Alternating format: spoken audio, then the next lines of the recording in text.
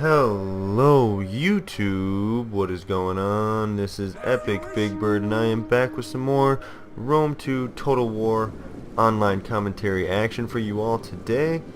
This is a large funds 1v1 battle. We are fighting on some flatland map, I am not sure. I have chosen Pontus. My opponent today has chosen the Gatae. And let's get into unit composition real quick.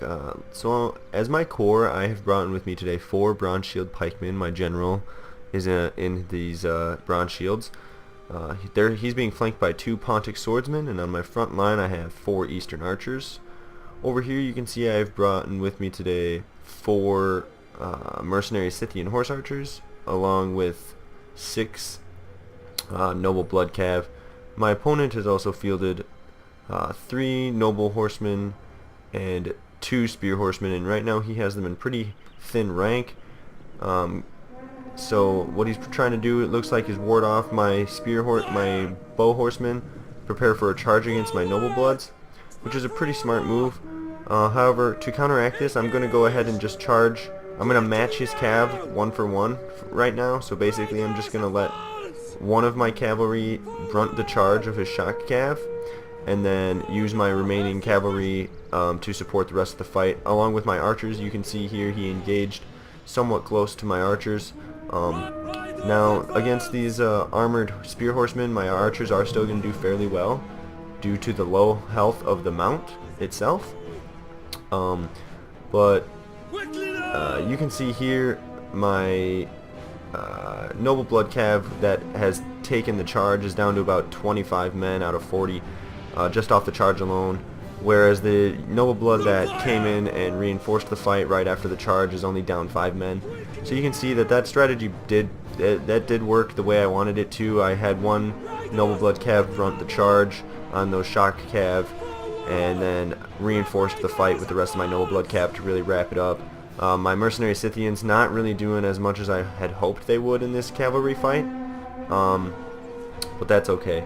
So anyways, back to unit compositions here. My opponent has also fielded today, looks like 3, 4, 5, 6 Falksmen. He has 2 Dacian skirmishers and a Dacian bowman. And in his backfield he has 3 noble swords. So you can see here he's rushing forward his Falksmen and his skirmishers. I'm going to basically ignore his skirmishers right now. They're not that big of a threat to me since I eliminated his cavalry. And instead I'm going to focus fire on some of these Falks units. These Falks units have really low armor and are going to be super susceptible to missile fire. You can see these guys down by about 15 men already. But let's look at what happens when these Falksmen get into a charge unopposed. So these Pontic swordsmen are at full health right now, 80 out of 80. These Falksmen are going to get involved here, and these guys are going to just start dealing the business to my Pontic swordsmen. You can see now they're down about 25 men. Pretty hefty losses here, if I do say so myself. Now 30 men down. But let's take a look at the rest of his infantry line. Here we managed to rout his other set of Falksmen. Here we're targeting these Falksmen on the flank with my bow cav. And let's watch this close up. These Falksmen, after 1 volley, are down 15 men. They're going to keep coming. We're going to just keep firing into them, and you can see there that's causing huge losses there. Another 15 men about. And he's going to try and charge them into these Pontic swordsmen, and he's going to get into them, but not before they get another nice volley in. These guys are down to 30 men out of 80, so that's pretty manageable. And you can see that's pretty much the effect that we've had against all his Falksmen. They didn't even make it to my front line of pikes. Over here we're still running down his skirmishers, finishing off his skirmisher units. And now all my opponent really has left are these noble swords, which we are basically just going to focus fire and rear charge, things like that. So I'm going to go ahead and put this video into fast forward while we watch the last bit of this combat here. Get into some close-ups for you guys. But yeah, so what I would like to talk about in this video that I think went well was basically how I approached his cavalry. My opponent did have some pretty dangerous cavalry. Those noble cav are not bad shock cav units for their cost. I don't know if they necessarily would have beaten Noble Blood Cav straight up in a head-to-head one-on-one charge. Noble Blood Cav are very cost-effective units, but the fact that I broke up their charge with one unit and then used more of a reserve tactic kind of strategy against his cavalry really wrapped up the cavalry fight quickly for me. Having the support of my horse archers really turned the tide as well. But the other thing that I wanted to talk about in this video was the use of my archers against my opponent's own unarmored units. You could see in this video I brought 4 just regular archers. These guys are just Eastern archers. They're not elite units. They come with very low armor themselves, but I was able to get very respectable numbers out of them due to the fact that I targeted these Falx units. And you can see here this unit getting 34 kills. This is the one that probably got into my Pontic swordsman over here. This guy getting 13 kills again, probably getting into these Pontic swords. But you could really see I neutralized his Falxman. He didn't get any kills out of his Falxman, and that was all because of my archers.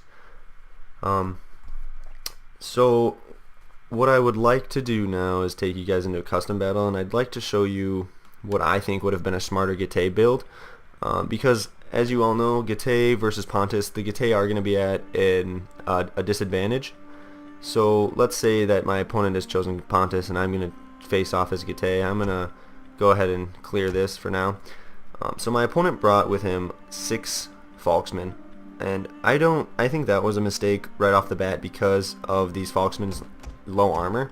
Against Pontus, you should know that Pontus is going to bring a lot of cavalry, a lot of melee cavalry, and probably is going to support it with horse archers. Whether or not your opponent's going to bring archers, foot archers every time is kind of up in the air. Pontus does have decent skirmishers all around, but against Pontus, I don't think bringing 6 Falxmen was a smart decision. It's a little bit too much of a cost investment for it to pay off against a faction that has so many skirmishers. So you can see here, these Falxmen have a base value armor rating of 10 and a shield value of 0, which means that if you fire at them with missiles, they're going to kill them every time. Every volley they're going to be scoring kills. So if my opponent really wanted to bring the Falx units, what I probably would have done was base a Gatae build more around spears. So let's say that my opponent would have brought in a core of heavy spears. So we'll bring, whoop, sorry about that guys, bring 4 heavy spears, a noble sword general, noble sword to flank. How about we'll bring 2 Falxmen, and he had shock cav, so we'll play along with some shock cav. 4 for now, sure. And one tool that I really think that would have helped out my opponent a lot would have been these bow horsemen. Now, granted, they wouldn't have been as good as my Scythians, I believe. Well, let's find out. So 32, 125, 6 shots per minute. Scythian horse archers come with 32, 125, 6 shots per minute. So they would have actually been on even ground. These bow horsemen are a really valuable tool that the Gatae have,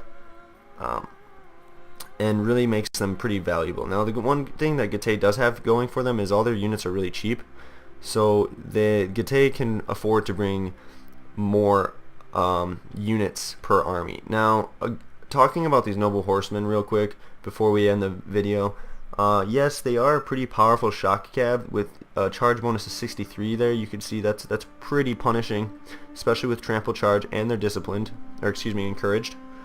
However, shock cavalry are just a little bit more harder to use in Rome 2 because of the fact that they're really only valuable on the charge, and then once they get tied down into extended melee, they're really going to suffer. And that's what you can see happen in the video when my Noble Blood Cav were able to tie down his shock cav. My Noble Bloods were able to sway the fight in their own favor. So really, I would have recommended these Spear Horsemen. These Spear Horsemen, for only 590 talents, are pretty cost effective, and look at how many I can bring. I just brought 4 spear horsemen for the cost of 1 noble horseman, I believe. So let's try that again. Okay, so 2 noble horsemen for the cost of 4 spear horsemen, so that's a 2-to-1 ratio. Now you're getting less killing power, but you're getting a lot more holding power in the melee in the cavalry fight, and this extra units will give you more viability, more flexibility in the cavalry fight to get around your opponent and really wrap up the cavalry fight. So thank you guys so much for checking out this video. Hope you learned something tactical about Gatae and Pontus. This has been Epic Big Bird signing off.